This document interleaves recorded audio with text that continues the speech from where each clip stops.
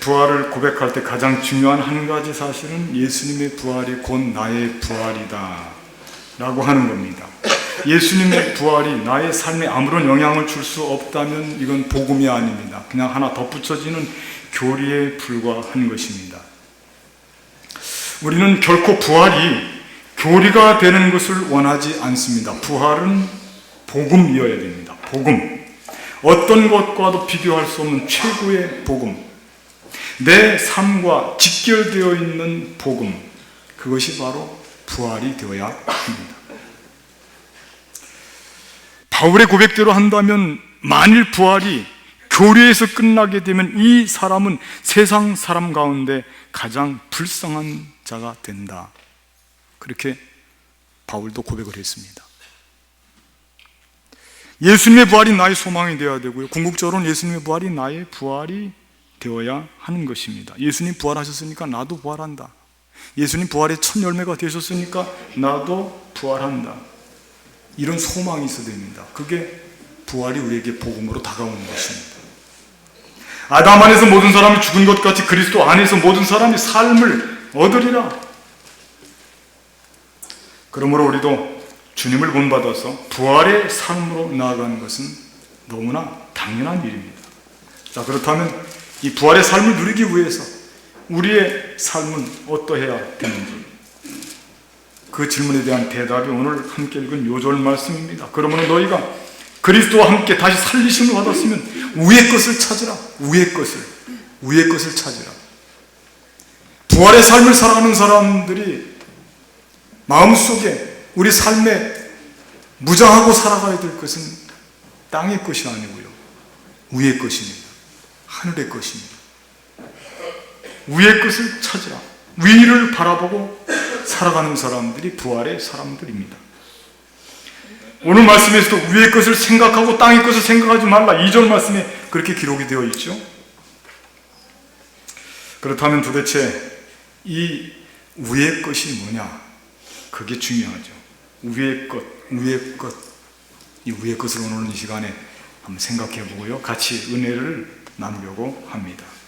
첫째, 저를 한번 따라하겠습니다. 하나님의 역사를 바라보라. 하나님의 역사를 바라보라. 맞습니다. 첫째는 하나님의 역사입니다. 오늘 본문 처음 시작할 때 그러므로 그렇게 시작하고 있거든요. 이 그러므로라고 하는 것은 오늘 본문이 독립적으로 떨어져 있는 것이 아니라고 하는 거예요. 앞에 뭔가 연결이 되어 있고요, 이 그러므로를 받는 말씀이 있다고 하는 뜻입니다. 그냥 뚝 떨어져 있는 말씀이 아니고 그러므로 결론적으로 주어지는 말씀이거든요. 그래서 이 오늘 본문을 설명하는 배후를 이루고 있는 말씀이 뭘까? 한번 한 구절을 좀 찾아보겠습니다. 오늘 3장인데 2장에 가시면은 2장 12절 말씀이 있습니다. 2장 12절 말씀. 같이 한번 읽어보겠습니다. 너희가 세례로, 시작. 너희가 세례로 그리스도와 함께 장사되었고 또 죽은 자들 가운데서 그를 일으키신 하나님의 역사를 믿음으로 말미암아 그 안에서 함께 일으키심을 받았느니라. 거기 보면 중요한 단어가 나오죠. 하나님의 역사입니다. 그런데 이 하나님의 역사가 너무 중요한 이유가 있습니다. 그건 왜 그러냐면 예수님의 부활이 하나님의 역사와 깊이 관련되어 있다고 하는 것입니다. 그러니까 우리가 부활을 꿈꾸고 우리 부활의 첫 열매인 예수님을 바라볼 때 예수님께서 어떻게 부활을 하셨을까? 그거를 물어봐야 되는데요, 그 물음에 대한 대답입니다. 이건 하나님의 역사로 예수님이 부활하셨다, 그런 뜻이에요. 하나님의 역사. 죽은 자들 가운데서 그를 일으키신, 여기서 그를은 예수님이죠. 십자가를 지시고 무덤에 장사된 예수님, 그를 일으키신 하나님의 역사를 우리가 믿음으로 말미암아 그 안에서 함께 일으킴을 받는, 우리도 부활하게 된다. 이 하나님의 놀라운 역사입니다.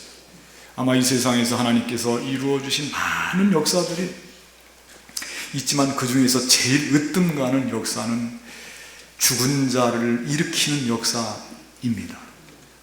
예수 그리스도, 그분 십자가를 지시고 사망 권세에 붙잡히지 않고 죽은 지 3일 만에 그가 부활하셨는데 그 부활을 일으키신 능력, 하나님의 역사. 그래서 우리가 부활한 사람이라고 한다면 이 하나님의 역사를 바라보면서 살아가야 된다, 그런 것입니다. 예수님의 부활에 대해서 잘못된 시각 하나가 있거든요. 오늘은 여러분들이 그거를 좀 교정을 해 주시기를 바랍니다. 예수님의 부활을 잘못 생각하고 잘못 바라보는 사람들이 있습니다. 오류입니다. 그게 뭐냐면, 예수님의 부활은 예수님께서 능력이 많으셔서, 예수님이 이 신비주의적인 관점에서 볼 때 예수님이 능력을 발휘해서 죽었다가 살아나셨다. 그리고 거기에 덧붙여져서 예수님이 능력을 발휘해서 죽었다 살아나셨는데 그걸 너희가 믿느냐? 그렇게 부활을 바라보는 잘못된 관점이 있습니다. 한번 여러분 생각해 보세요. 예수님께서 능력 발휘하실 거라면 뭐하러 예수님이 죽습니까? 복잡하게. 그냥 예수님께서 십자가에 매달리시기 전에 예수님 죽이려고 하는 그들을 향해서 능력 발휘 그때 하시면 되지, 뭐 죽었다 살아나십니까? 능력 발휘 하시려면? 예수님께서 능력을 발휘해서 죽음에서 일어나신 것이 아닙니다. 이거 하나님의 몫입니다. 하나님의 역사가 임했다고 하는 거예요. 최고의 절망의 자리, 사망 권세 무덤의 자리에서 예수님이 일어나게 되는 것은, 그건 하나님께서 우리 인생을 향해서 일으켜주시는 최고의 역사라고 하는 것을 말씀하기 위함입니다. 여러분, 죽은 자를 살리는 것은 하나님의 놀라운 역사예요. 그래서 우리 그리스도인들은 부활을 꿈꾸고 소망하고 부활을 살아가는 우리 그리스도인들은 언제나 우리 삶의 현장에서 하나님의 역사를 체험하고 바라보고 살아야 되는 것입니다. 예수님의 부활과 관련되어 있는 몇몇 구절을 제가 성경 말씀 구절들을 읽어드릴 테니까 여러분들 잘 들어보십시오. 누가 주체가 되는지.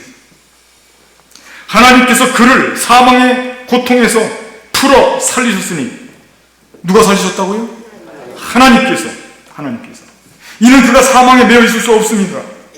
이 예수를 하나님이 살리십니다. 이게 다 지금 사도들의 간증이고 고백입니다.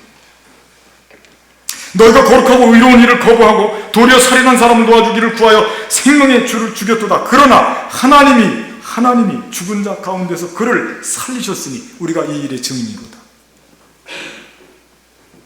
사도들의 증언이 바로 이런 것입니다. 바울도 이렇게 증언하고 있습니다. 우리가 하나님이 그리스도를 다시 살리셨다고 증언하였습니다. 만일 죽은 자가 다시 살아나는 일이 없으면, 저를 한번 따라할까요? 하나님이 그리스도를 다시 살리지 아니하셨으리라. 누가 하시는 일이에요? 하나님이 하시는 일이에요. 죽은 자를 살리는 것은 하나님이 하시는 일이에요. 여기 부활의 신비가 있고 소망이 있고 비밀이 있어요. 만일 부활이 예수님의 능력 발휘로 된 것이라고 우리는 절망입니다. 왜? 예수님은 능력 있으신 분이니까 부활할 수 있지만 우리는 능력 있습니까? 우리 능력 없어요. 우리에게는 해당이 안 돼요. 그러나 예수님은 능력이 없으셔가 아니에요. 예수님 능력이 없으셔서 십자가에 못 박힌 것도 아니고요, 능력이 없으셔서 부활하시지 않은 것도 아닙니다. 능력 있어요. 그러나 이 모든 일은 우리에게 참된 소망을 주시기 위해서 하나님께서 친히 하나님의 역사를 통해서 그 최고의 절망의 자리에서 예수님을 부활시킨 거예요. 우리에게 소망을 주려고. 왜? 그 예수님을 일으키시고 부활하신 하나님께서 우리도 일으키고 부활할 수 있다고 하는 믿음을 갖도록 하기 위해서. 다시 한번 말씀을 읽어보면 2장 12절 말씀 다시 한번 돌아가 보세요. 이 말씀이 이제서는 의미가 좀 여러분들이 잡힐 겁니다. 2장 12절, 너희가 세례로, 시작, 너희가 세례로 그리스도와 함께 장사되었고 또 죽은 자들 가운데서 그를 일으키신 하나님의 역사를 믿음으로 말미암아 그 안에서 함께 일으키심을 받는. 이제 분명히 뜻이 통하죠. 예수님 부활했으니 그 예수님 부활이 누구의 부활이라고요? 누가 하시는 일이라고요? 하나님이 하시는 일이다 이겁니다. 하나님의 역사입니다. 하나님의 역사. 부활을 살아가는 사람들은 우리 삶의 모든 상황 속에서 하나님의 역사를 체험하고 살아가는 사람들이에요. 성경 말씀에는 하나님의 역사가 많이 기록되어 있습니다. 저 옛날 구약 시대를 보면 이스라엘 백성들이 애굽에서부터 종으로 살 때 그들을 이끌어냈을 때, 여러분 그때 그들이 가지 말아야 될 것 같은 그런 아픈 바다가 가려있고 뒤에는 이집트 군마들이 쫓아오고 있는데 갈 길이 없습니다. 막혀 있습니다. 그때 바다에 홍해를 갈아서 바다에 길을 내주고 이스라엘 백성들을 거기로 인도하시는데 그때 하나님께서 모세에게 하시는 말씀이 뭐라고 그러시냐면 너희는 가만히 있어라. 너희는 가만히 있어라. 그 누가 하시는 일이라고 하는 뜻입니까? 하나님이 하시는 일이라고 하는 뜻이에요. 하나님이 하신다 그 뜻이에요. 그리고 홍해와 바다를 갈라서 그 막혀있던 길을 바닷길을 내시고 이스라엘 백성들을 해방시키는 그런 일을 하시는 분이 하나님의 역사예요. 그게 하나님이십니다. 광야 생활 지치고 힘들고 목말라 할 때 그들에게 생수를 반석에서 내주시고 메추라기와 만나를 주시고 낮에는 구름 기둥 밤에는 불 기둥으로 그들을 인도하시고 광야 생활을 끝까지 책임지시고 그들과 함께 마치 독수리가 자기 새끼를 강하게 키우듯이 그렇게 키우시면서 하나님께서는 이스라엘 백성들에게 가까운 곳에 내려오셔서 역사하시는 그런 하나님의 역사를 이스라엘 백성으로 체험하고 살았거든요. 부활을 살아가는 사람들은 우리의 삶의 한복판에서 하나님의 역사를 봐야 되는 거예요. 예수님 부활시킨 하나님께서 나를 이대로 가만 놔두지는 않을 거다. 내가 지금 고통 속에 있습니까? 절망 속에 있습니까? 내가 지금 사망의 음침한 골짜기를 다니고 있습니까? 하나님께서 예수님 부활시키셨지. 그 하나님의 역사가 나에게도 임할 것이다. 그런 소망을 가져야죠. 우리가 이 세상 사람들에게 치임받고 무시당하고 버림되어서 버린 돌같이 건축자들이 버린 돌이라 할지라도 그러나 하나님의 눈에 뜨이게 되는 그 하나님께서는 우리를 성전의 모퉁이 돌로 삼아주셔서 위대하고 아름답게 우리는 쓰임받게 되는 것입니다. 그분께서 우리를 일으켜주시면 우리는 일어나게 되는 것입니다. 이게 놀라운 하나님의 역사인 것입니다. 부활을 살아가는 사람들, 우리 삶의 구석구석에서 우리를 향한 하나님의 이 역사를 그걸 체험하면서 살아가야 되는 거예요. 오늘 말씀에는 부활한 사람들은 하나님의 역사를 바라보고 하나님의 하늘을 바라볼지언정 땅의 것을 바라봐서는 안 돼요. 땅의 것을. 오늘 말씀에 보니까 땅의 것이 많이 소개가 있듯 음란, 부정, 사욕, 정욕, 탐심, 분냄, 노여움, 비방, 거짓말 지금 많이 나와 있죠? 5절 말씀에도 나와 있고 8절 말씀에도 나와 있고 다 옛사람들이에요. 그거 다 벗어버려야 됩니다. 그 하나님의 역사가 그 사탄의 역사예요.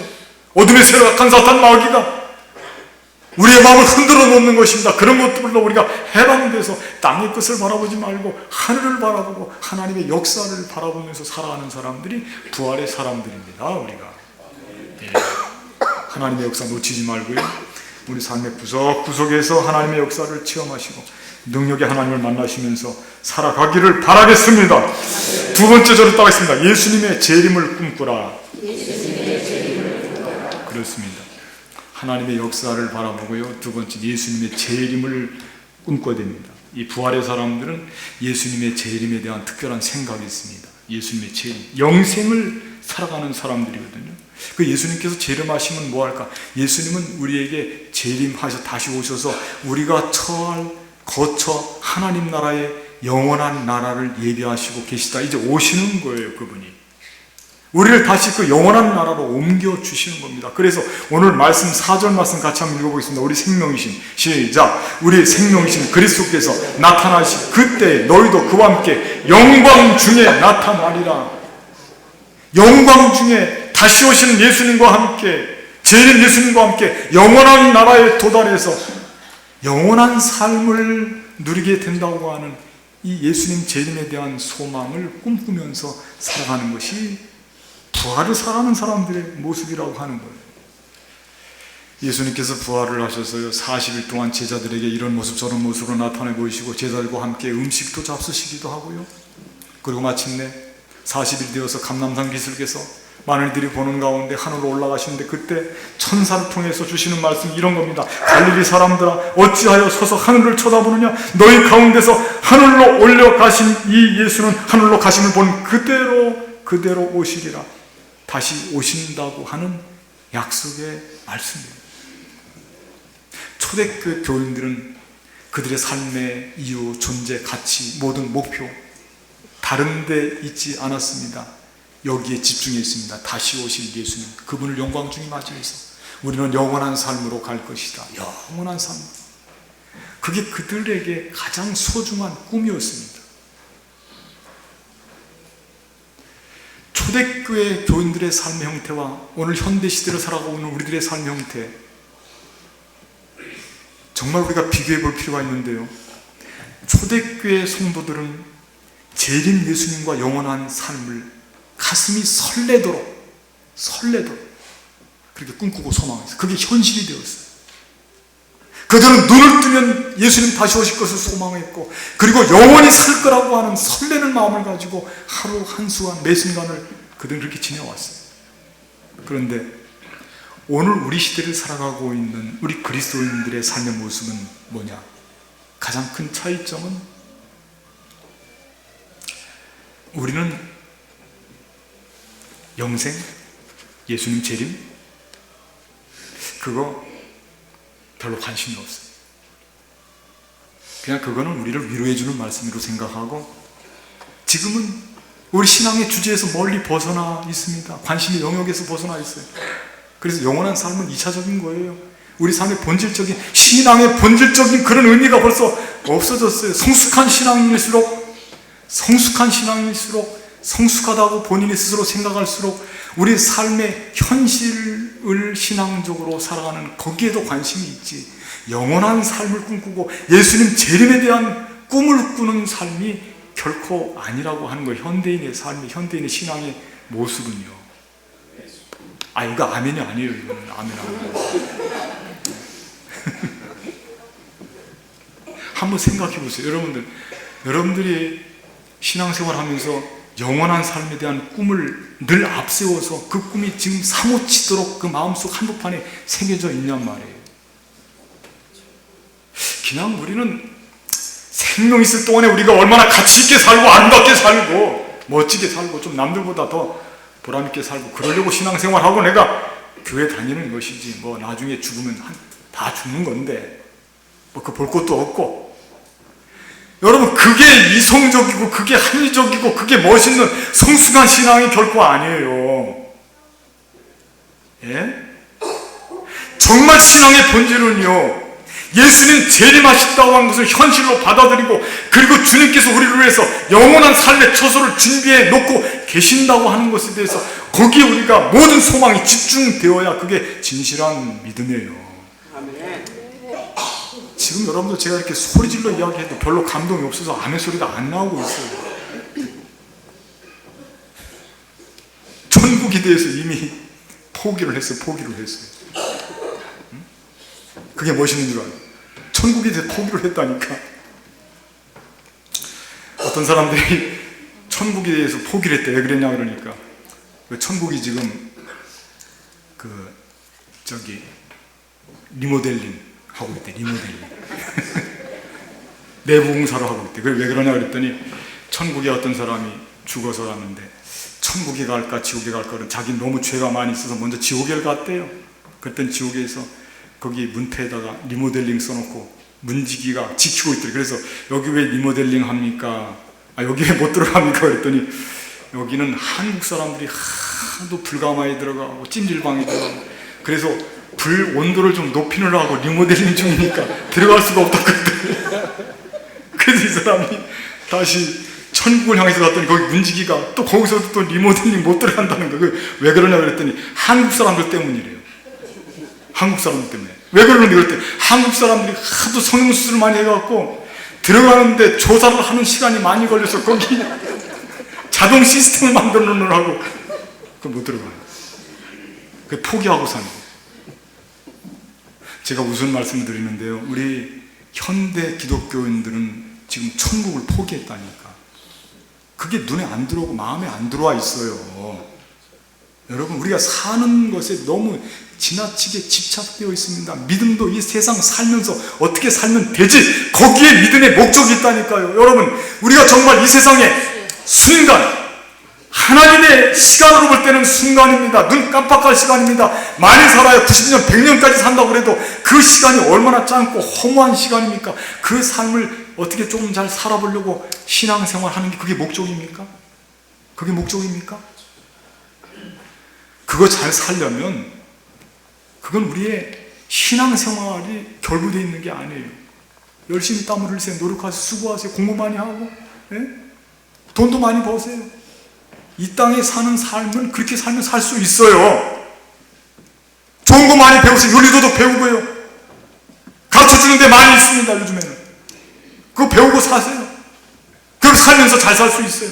살아있는 동안만. 그러나 그 살아있는 시간은 순식간에 쏜살같이 달려가는 말처럼 그렇게 뛰어가서 뒤를 돌아보면 얼마나 빠른 시간인지. 많이 사신 분들도 아유 나 참 많이 살았네, 아유 많이 살았네, 그런 분들 아무도 없어요. 아 벌써 이렇게 됐네, 금방 지나갔네, 내가 이럴 줄 알았어, 우물쭈물하다 이렇게 될 줄 알았어, 이렇게 고백하죠. 우리가 신앙생활하는 정말 중요한 이유는 이 땅에서의 삶이 아니라니까요. 예수님 다시 오시면 그분 따라서 우리가 영원한 삶으로 나가는 영생의 삶이 우리 삶의, 우리 신앙생활의 목표인 줄로 믿습니다. 하나님이 세상을 이처럼 사랑하사 독생자를 주셨으니 이는 저를 믿는 자마다 멸망치 않고 뭐를? 영생을 얻게 하려 하십니다. 누가 그 말씀을 부정할 수 있겠습니까? 그게 시시해 보입니까? 영원한 삶이? 그냥 우리를 위로하는 말씀으로 아직도 들립니까? 초대교회 교인들은 그들은 눈을 뜨면 영원한 삶을 사모하는 사람들이었어요. 가슴이 설레도록 살았습니다. 우리는 그거 다 잃어버리고 천국의 부활을 다 잃어버리고 그냥 이 세상 사람들과 같이 세상 사람들보다 조금 약간 더 잘 살기 위해서, 약간 멋있게 살기 위해서, 그래서 교회를 나오고 신앙생활을 한다면 그건 어리석은 일이에요. 감당할 수가 없어요. 그거 아닙니다. 영원한 삶이, 그게 우리를 꿈꾸게 하고 소망하게 하고 부활의 삶으로 나아가게 하고 영원한 삶이 있었어요. 영원한 삶을 놓치지 않고 영원한 삶을, 예수님의 재림을 꿈꾸면서 살아가시는 우리 모두가 되기를 바라겠습니다. 세 번째 저로 따라가겠습니다. 예수님의 권위로 살라. 그렇습니다. 예수님의 권위. 부활을 살아가는 사람들은요, 내가 살아가는 게 아니 부활의 첫 열매 대신 예수님의 권위로 덧입어서 예수님의 권위가 이제는 내 삶의 나 존재의 내용이 되었어요. 내용이 내 속이 되었어요. 오늘 본문은 오늘 앞에 있는 부분과 뒤에 있는 부분과 연결이 되어 있는 본문이에요. 그래서 오늘 본문 뒤에 보면은 거기에 뭐가 나오냐면 그리스도의 평강이 너의 마음을 주장하게 하라. 15절 말씀에, 16절 말씀에 그리스도의 말씀이 나오고 17절 말씀에 그리스도의 이름이 나와요. 이런 모든 것들이 부활한 사람들에게는 우리 삶의 중심이 되어서, 옛날에는 옛사람은, 거듭나지 못한 사람은, 내가 중심이었지만은 거듭나고 부활한 사람은 그리스도의 평강, 그리스도의 이름, 그리스도의 말씀이 내 안에 충만하게 채워서 내 삶의 내용물이 뭐냐? 그게 예수님이에요. 예수님으로 살아가는 거예요. 그게 부활 삶의 모습이에요. 이 피아노 소리가 들리니까 자꾸 집중력이 사라지는구나. 그러므로 우리는 우리를 내세우지 말고 부활하신 주님, 첫 열매 되시는 주님의 이름을 걸고 주님의 권위와 함께 살아가야 돼요. 주님의 권위와 함께. 여러분, 사도 바울도 그랬어요. 예수님의 제자들도 그랬고요. 그들은 거듭나지 않았을 때는 언제나 자기 자신이 드러났어요. 그래서 자기 자신을 드러내는 일에 혈안이 되어 있었습니다. 누가 큰지를 항상 경쟁하고, 왜냐하면 그들이 작다고 느껴지고 사람들한테 인정을 받지 못하게 되면, 예수님이 왕위에 올랐을 때 그들 한 사람도 예수님께 쓰임받지 못한다는 그런 불안감이 있었기 때문에 언제나 내가 여기 있습니다, 나를 나타내는 거예요. 거듭나지 못했을 때는 내가 자꾸 드러나요. 그러나 거듭난 사람들은 우리 속에서 우리를 만질수록 그리스도의 향기가 퍼져나가고 그리스도의 말씀으로 내가 무장되어 있기 때문에 나를 건드리면 그리스도의 말씀이 나오고 그리스도의 이름이 나오고, 그래서 내 삶은 내 권위가 아니고요, 부활한 삶은 그리스도 예수님의 권위로 살아가는 것이에요. 예수님의 제자들을 거듭나서 그들은 가진 것이 없었습니다. 금도 없었고 은도 없었습니다. 그런데 그들 앞에 지금 성전 미문 앞에 앉아있는 안진뱅이가 있어요. 그 안진뱅이가 눈이 마주쳤습니다. 구걸을 하는 것입니다. 그때 베드로와 요한이, 여러분 그 유명한 말씀 하시지 않습니까? 내게 은과 금은 없지만 내게 있는 것으로 내게 주노니 나사렛 예수 그리스도의 이름, 그 이름의 권능, 그 권위, 그걸 준 겁니다. 그리고 그 이름으로 일어나 걸으라 하니까 그가 일어나서 걷기도 하고 뛰기도 하고 하나님의 성전으로 올라가서 하나님께 찬미를 했다고 기록이 되어 있습니다. 부활한 사람은 내 권위로 살지 않고요, 예수님의 권위로 사는 거예요. 예수님 부활이 나의 부활이기 때문에 그렇습니다. 예수님을 뗄래야 뗄 수 없기 때문에 그렇습니다. 이제는 나를 내세우는 것이 아닙니다. 부활의 천을 되시는 예수님을 내세워서 우리는 그분과 함께 살면서 우리들도 부활의 삶으로 나가서 우리의 삶이 능력 있는 삶이 되는 것입니다.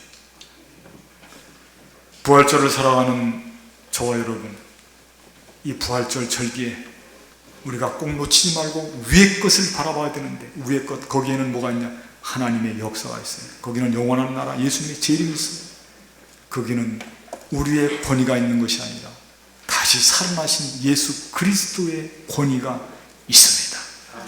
부활의 삶 속에 있는 이런 모든 아름다운 위의 것, 하늘의 것을 놓치지 말고 간직하고 소망 중에 달려갈 길에 힘차게 믿음으로 승리하며 달려가시는 저와 여러분 되시기를 주님의 이름으로 간절히 부탁을 드리겠습니다. 기도하시겠습니다.